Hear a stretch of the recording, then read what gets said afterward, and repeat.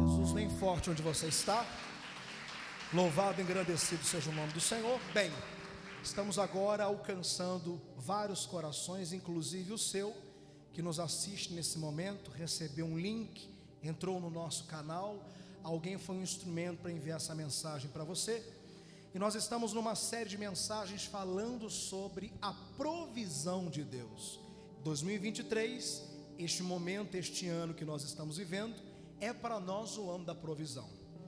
E para entendermos de provisão, desse grande toque fresco de Deus sobre a nossa vida, nós precisamos entender que muitas vezes um comportamento equivocado da nossa parte impede Deus de manifestar essa provisão, esse livramento que Ele deseja derramar na nossa vida. Eu posso dizer para você que um dos maiores inimigos da provisão é o ativismo improdutivo, e eu quero falar nessa noite sobre ele. Você que está assistindo essa mensagem, o texto base dela é o Evangelho de Lucas no capítulo 10. Nós vamos à leitura agora a partir do versículo 38, e eu te convido a ler junto comigo. E aconteceu que, indo eles de caminho, entrou numa aldeia, e certa mulher, por nome Marta, o recebeu em sua casa. Tinha esta uma irmã chamada Maria, a qual, assentando-se também aos pés de Jesus, ouvia a sua palavra. Marta, porém, andava distraída em muitos serviços, e aproximando-se disse: Senhor, não te importas que minha irmã me deixe servir só? Dize-lhe, pois, que me ajude. E respondendo Jesus, disse-lhe: Marta, Marta, estás ansiosa e afadigada com muitas coisas, mas uma só é necessária. Maria escolheu a boa parte, a qual não lhe será tirada. Diga glória a Deus. Então preste bem atenção, porque através do comportamento de uma mulher chamada Marta, nós vamos perceber claramente o que é ser um ativista improdutivo, porque ela foi corrigida por Jesus. Antes de nós entrarmos exatamente no texto, o dicionário português nos informa que a palavra ativismo significa doutrina ou prática de dar ênfase a uma ação vigorosa. De acordo com esse mesmo dicionário, ativismo é um empenho engajado no fazer e no realizar. Então, o que é ser uma pessoa ativista? É uma pessoa que tem uma ênfase na atitude. A palavra ativismo vem de atividade. Então, todas as pessoas que têm um perfil ativista é uma pessoa sempre engajada em alguma causa, em alguma atividade que ela julga ser importante. É uma pessoa que escolhe sempre fazer, que escolhe sempre decidir, que escolhe sempre resolver, e não há nada de errado em fazer. Na verdade, essa é uma característica admirável hoje em dia. É muito bonito você ver pessoas de iniciativa. É muito bonito você ver pessoas que não dependem dos outros para que as coisas possam ser construídas. É alguém que de fato analisa algo que deve ser feito, aplica força, envolvimento, responsabilidade, comprometimento, e essa pessoa simplesmente faz aquilo acontecer. Diga glória a Deus. Então o ativista, na verdade, é uma pessoa que dá ênfase na ação.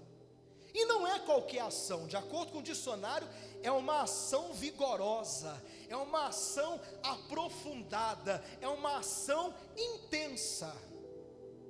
E o que é ser ativista improdutivo? Esse mesmo dicionário nos informa que improdutivo é aquilo que não produz, é aquilo que se tornou estéril, que não dá resultado, que não rende. Então, juntando essas duas definições e significados, ser um ativista improdutivo é ser alguém que faz, faz, mas que nunca alcança um resultado. É alguém que trabalha, mas não conquista pelo esforço do seu trabalho. E assim eu poderia dar outros exemplos em tantas outras áreas, aonde alguém aplica esforço numa atitude vigorosa de fazer alguma coisa acontecer, mas não alcança resultados. Nós estamos diante de uma mulher que foi, entre aspas, chamada por Jesus de uma ativista improdutiva, porque infelizmente ela não conseguiu no primeiro momento gerar o resultado do esforço dela. E quem era essa mulher? Marta.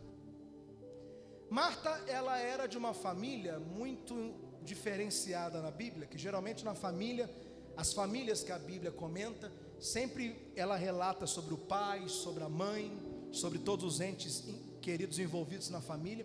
Mas a família de Marta é uma família que a Bíblia não trouxe menção dos pais.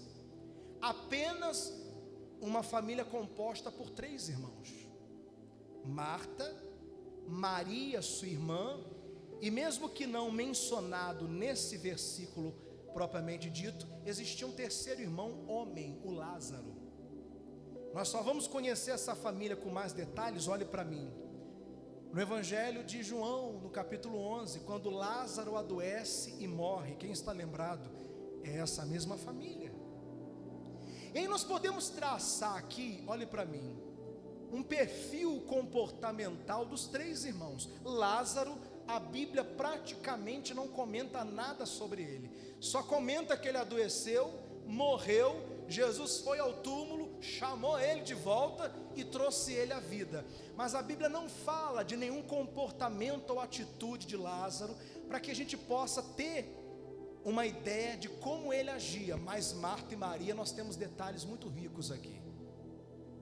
A Maria, a Bíblia sempre mostrou como uma mulher mais silenciosa, mais calada, mais observadora, mais retroativa.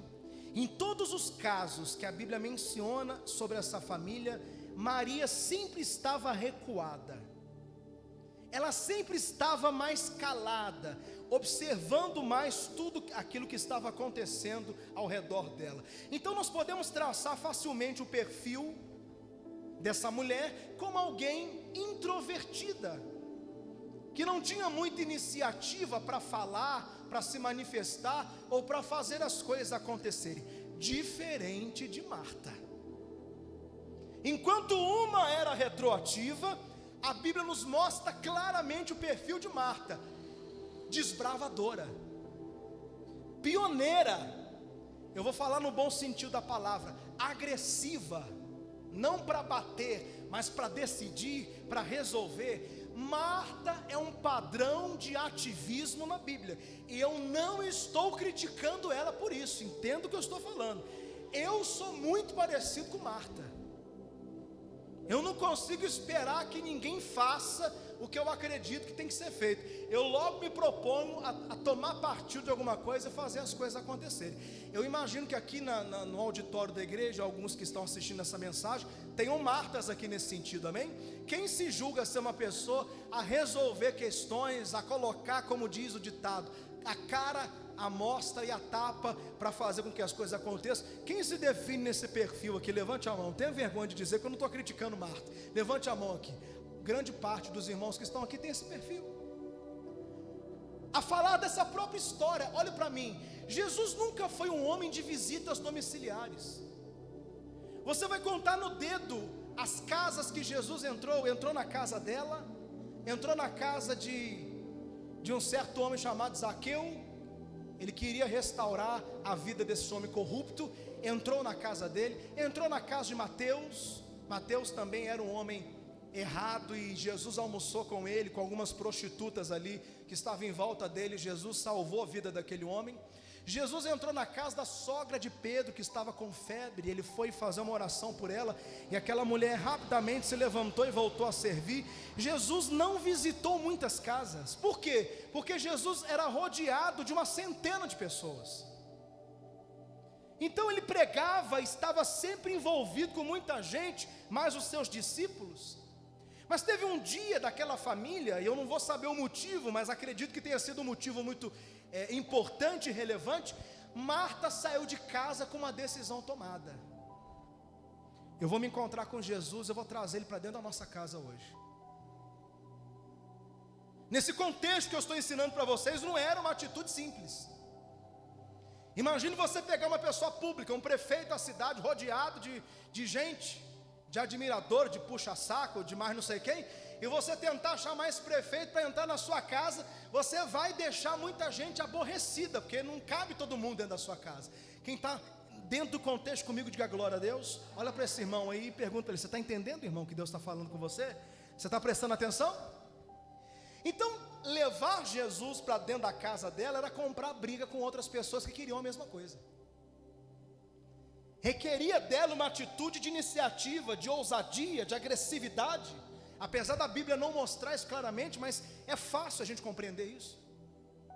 Ela saiu de casa decidida. Eu não sei qual era o motivo, e honestamente não acredito que fosse para chamar Jesus para tomar um café. Ela não queria preparar um bolo que ela havia aprendido com a Ana Maria Braga para fazer para Jesus tomar o café da tarde com ela. Eu não acredito nisso. Eu acredito que havia um motivo muito importante. Talvez algo estava acontecendo ali, porque em outros momentos ela só chamou Jesus à casa dela quando um irmão estava morto estava doente à beira da morte. Quando tinha uma situação complicada, Jesus era chamado como uma certa emergência. Então, apesar do texto aqui não ser claro, eu acredito que havia um sentimento e um desejo nobre no coração de Marta de trazê-lo, e ela foi a única que conseguiu. Uma ativista engajada, colocou uma meta, colocou um alvo, perseguiu o alvo até conseguir o que ela queria. Jesus saiu da rua, deixou as multidões do lado de fora da casa de Marta e entrou naquela casa, até que as portas foram fechadas. Mas aí, olhe para mim e preste atenção. No verdadeiro momento que ela tem um mestre ali, disponível a derramar na vida dela, disponível a falar, a tocar, a liberar, quando finalmente ela consegue algo que poucos conseguiram, ela se comporta de uma forma inconveniente. Ela vai para a cozinha e ela começa, na tentativa de agradar a visita que estava na casa dela, ela começa a preparar algo para comer. E aquelazinha recatada, que não falava muito, rapidamente toma uma atitude acertada e vai aos pés do mestre e se assenta para receber o que o Senhor tinha para falar naquele tempo. Quando eu digo que muitos de nós estamos vivendo um ativismo improdutivo, eu estou tentando dizer que muitos de nós só estamos fazendo por fazer, que muitos de nós só estamos trabalhando e vivendo por trabalhar e por viver. Muitos de nós adentramos um novo ano como costumamos adentrar todos os outros, numa expectativa que coisas muito boas aconteçam, mas sem alinhamento com o céu. A grande maioria de nós ainda não se alinhou com os propósitos de Deus. Eu vou chamar rapidamente aqui, vem cá, Manuel. Eu vou dar um exemplo muito simples e curto de alinhamento para que você entenda. O que é estar alinhado com alguém? O Manuel está aqui comigo, vai ficar do meu lado, fica do meu lado aqui em direção àquela parede. Eu vou pedir que você ande rápido ao final e volte ao lugar que você está. Eu estou fazendo o mesmo percurso que ele. Eu estou alinhado com ele? Por que eu não estou alinhado com ele? O percurso e a trajetória é o mesmo, para ele e para mim, mas não há alinhamento. Por quê? Nós não estamos caminhando. Agora nós vamos andar alinhados. Vamos lá e vamos voltar alinhados. Perceba que para que eu ande alinhado com ele, eu não tenho que prestar atenção nos meus passos e na minha caminhada. Eu tenho que prestar atenção nos passos dele na minha caminhada. Ele passa a se tornar o foco quando eu quero andar alinhado com ele. Você está entendendo? Então olha para onde eu vou olhar. Vamos lá. E ele o mesmo. Vamos lá. Estamos alinhados agora, sim ou não? Por quê? Estamos andando junto. E isso só aconteceu, não foi por um milagre. Vamos aplaudir o Manuel. Obrigado, Manuel. Isso não aconteceu. Mas ele merece esse tão de palma ruim que você deu aí, gente. Pelo amor de Deus. O alinhamento não aconteceu por um milagre. Ou porque eu simplesmente o arrastei contra a vontade dele e disse para ele: anda do jeito que eu estou andando que nós vamos chegar a algum lugar. Não. Alinhamento, nesse caso, aconteceu por relacionamento, por percepção. Eu comecei a percebê-lo, eu comecei a analisá-lo, a olhar o passo dele. Nós temos sido ativistas improdutivos porque a gente só olha para a gente. Nós não temos olhado para o Senhor, nós não temos consultado ao Senhor, nós não temos buscado ao Senhor, nós não temos procurado entender qual é o propósito que Deus tem para a nossa vida. A gente está andando do jeito que a gente acha.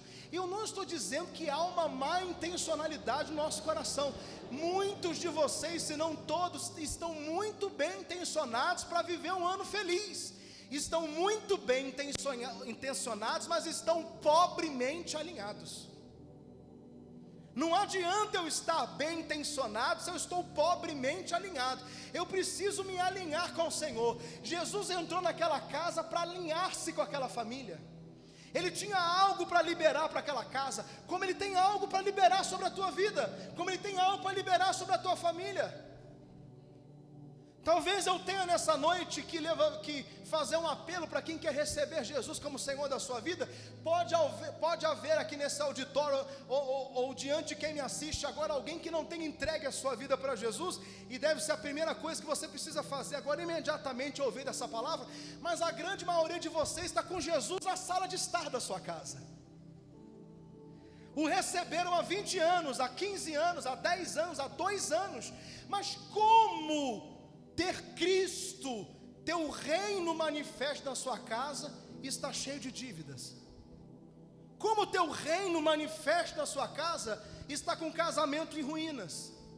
Como estar com o reino manifesto na sua sala, dentro da sua vida, e continuar vivendo realidades que não são compatíveis com o reino de Deus?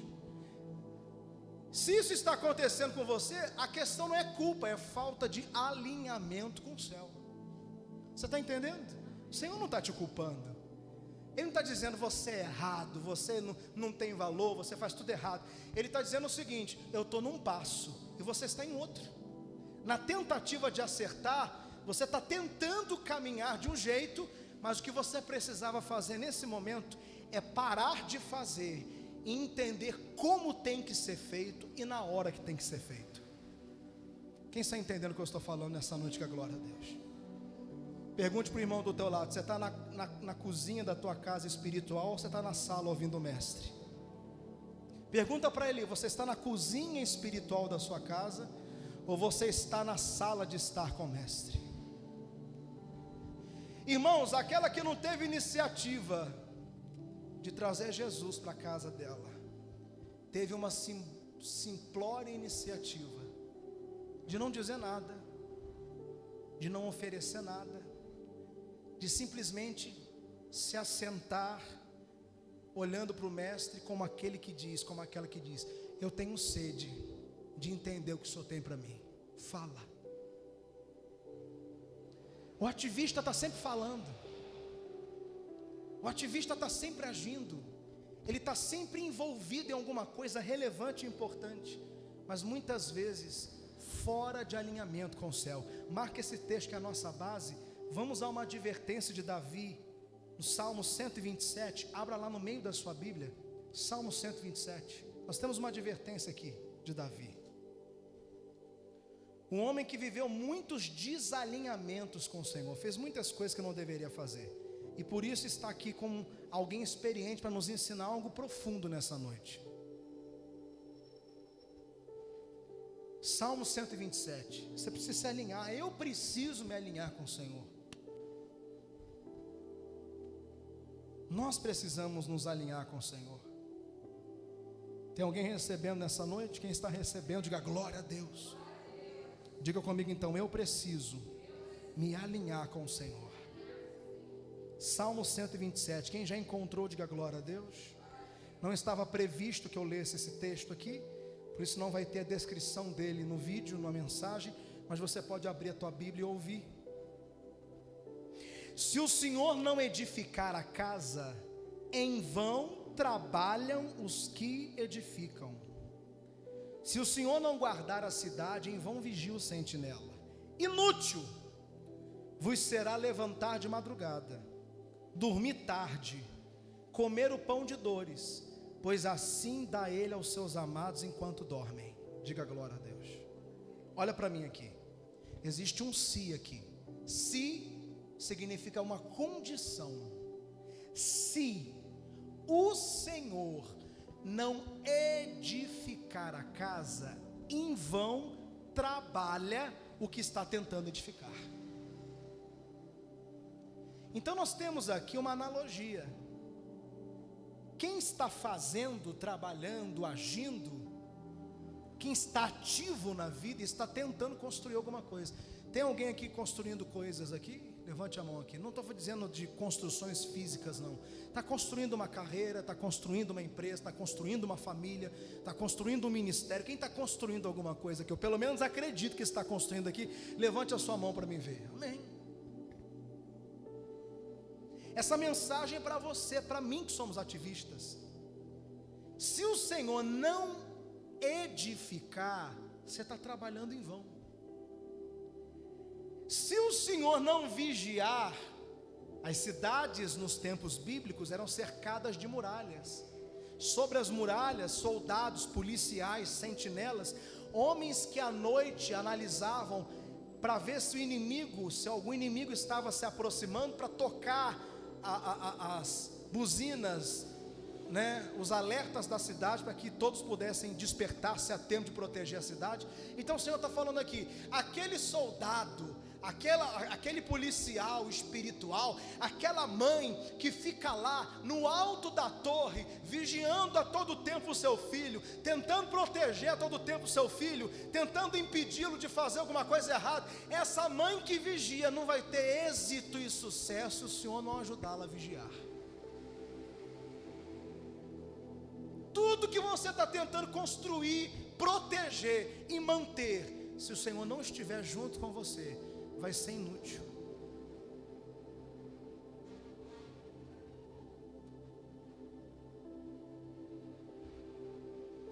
E nós somos a todo tempo bombardeados, porque nós estamos vivendo uma geração de competição.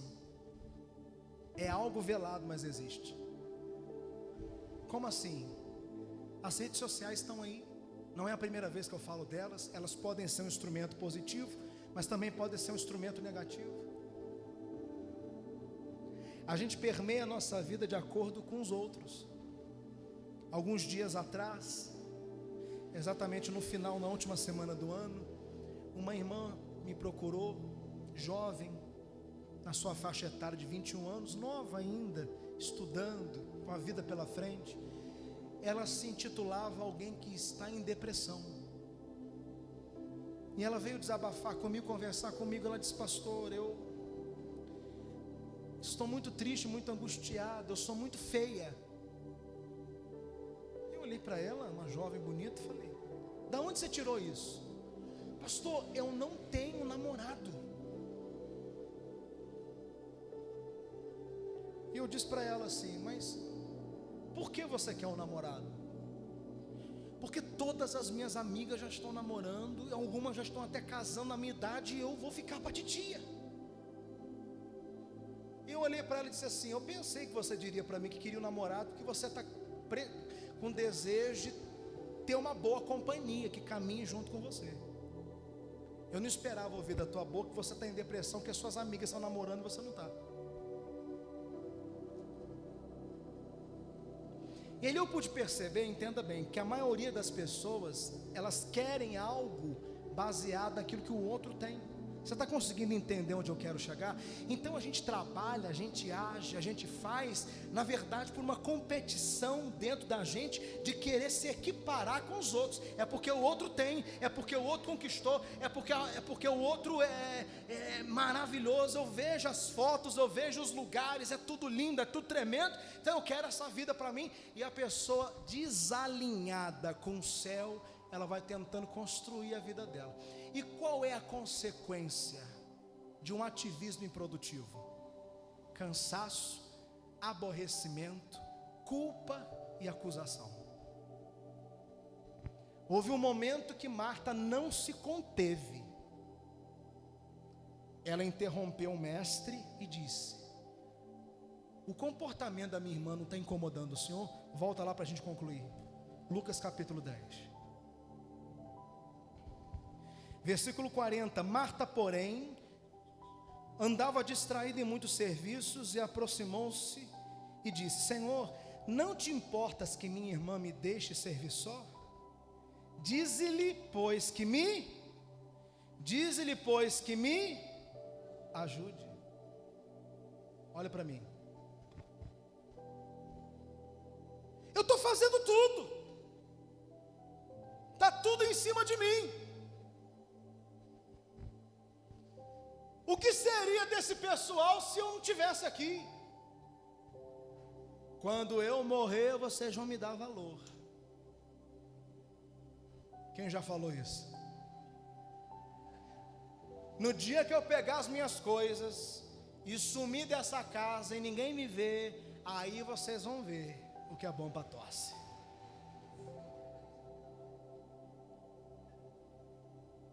Ativistas e ativistas.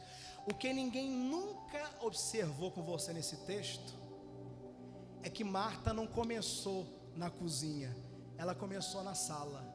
Que isso, pastor? Olha o detalhe do texto aqui, volta rapidinho. Versículo 39, lê com cautela. E tinha esta uma irmã chamada Maria, a qual, assentando-se também aos pés de Jesus, ouvia sua palavra. Olha para mim aqui. Assentando-se também. Ou seja, tinha alguém que já estava sentada. Ela começa sentada, disposta a ouvir. Ela começa aquietando o vulcão que existia dentro dela, para que ela pudesse entender o que Deus tinha para ela. Mas ela não se contém, ela se levanta e volta para a cozinha para fazer tudo aquilo que ela achava que era importante ser feito. Aqui está o detalhe que ninguém pregou para você até hoje. Aquela ativista, ela já esteve aos pés do Senhor. Ela começou junta com a irmã, disposta a ouvir, mas alguma coisa fora do olhar de Jesus chamou a atenção dela. O ativista não tem foco. Pedro era um grande ativista. Começou a viver o que ninguém viveu. Quem que andou pelas águas? Me mostra na Bíblia quais foram os homens e mulheres que andaram pelas águas. Jesus e Pedro, só. Foi o ativismo, a fé dele que tirou ele do barco. Se é o Senhor, manda-me ir ter contigo por sobre as águas. Vem, ele começa a andar. Mas o ativista não sossega o facho, como diz a minha avó. Ele começa a olhar para outras áreas. Ele começa a sentir saudade de coisas antigas. Ele começa a olhar para outros pontos que não deveriam ser mais observados. Pontos esses que eram o motivo do barco dele estar se quebrando, se partindo no meio da tempestade. Ele começa a olhar e sentir o vento forte novamente. E ele deixa rapidamente de viver o milagre. Ele começa a afundar. Glória a Deus pelo amor que o Senhor tem pela nossa vida, que Deus logo estende a mão para puxar. Mas nesse caso aqui, ela começa sentada e termina na cozinha extremamente afadigada e indignada. O Senhor vai permitir que eu sirva sozinha? Mande que ela me ajude. E aqui há uma correção. há um alinhamento aqui. Olhe para mim. Marta, Marta, estás ansiosa e afadigada com muitas coisas. Interessante que Jesus não criticou o que ela estava fazendo, criticou o que o ativismo improdutivo estava gerando nela. Ansiosa. Tem gente que está assim, irmãos, nos 16 primeiros dias do ano, com um palmo de língua do lado de fora, sem fôlego nenhum para viver, nem sequer a próxima semana, quanto mais um ano inteiro. Tem gente que está me assistindo agora, ou está aqui na igreja, que não consegue dar um prazo de validade com mais de 2 meses para o casamento.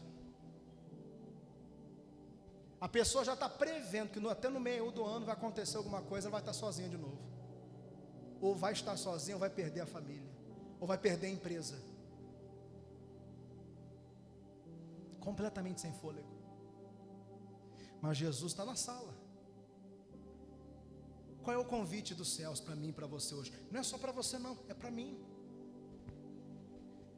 No início do ano, nos primeiros dias do ano, eu tive um sonho. O Senhor fala muito comigo em sonho.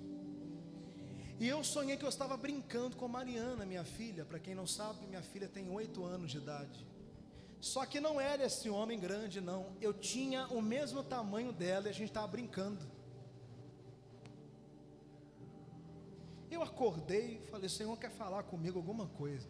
Aí eu comecei a levar para o lado, não, a inocência, a pureza, a simplicidade. Mas eu estava tão feliz, eu estava tão radiante brincando com ela, como se eu não tivesse boleto para pagar, nem problema para resolver. Eu consigo lembrar do sonho sentindo a emoção. É como se eu tivesse da idade dela lá na rua de casa, de pedra, que a gente brincava na rua, saía para brincar às 7 horas da manhã, só voltava para dentro de casa com o chinelo do pai gritando, venha para dentro de casa para tomar banho, senão a gente não voltava para casa. Quem viveu essa fase boa da rua aqui, diga glória a Deus. Eu pensando que Deus queria falar comigo algo muito complexo, né? Pois naquela semana o Senhor nos deu um presente.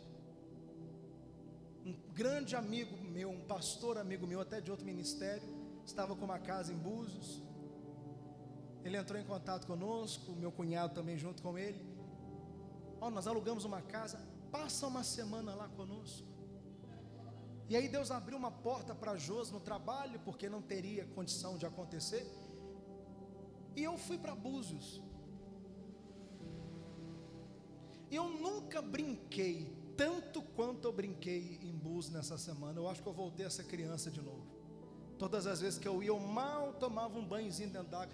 Irmãos, eu andei de caiaque, eu peguei aquele troço para mergulhar, mergulhei para ver os peixes. Eu parecia uma criança. O pessoal ficou comentando comigo, você nem parece pastor, você está parecendo um garotão aqui brincando. Eu botei esse boné, e eu andei, eu brinquei. Mas eu me lembro que no terceiro dia mais ou menos, ou 4º dia que eu estava lá, vinha aquelas preocupações. Pastor Alessandro ficou fazendo as reuniões aqui, um jovem de Deus, tenho certeza absoluta que você foi muito abençoado nas reuniões que ele fez.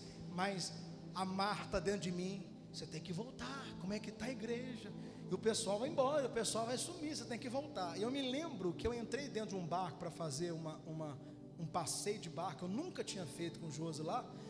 E tinha um ponto que o barco lá no meio do mar, eu tenho medo muito de água assim, muito profunda, parava para poder dar um mergulho. O pessoal começou a pular, e eu preocupado, eu sentado no barco, estava ventando muito, o barco subindo com as ondas, eu pensando, meu Deus, a igreja está lá, eu vou ter que voltar para a igreja, como é que está? O pessoal deve estar passando alguma luta, um problema, eu tenho que ligar para um, para outro. Eu preocupado, o Senhor me dando um tempo de descanso, e eu preocupado.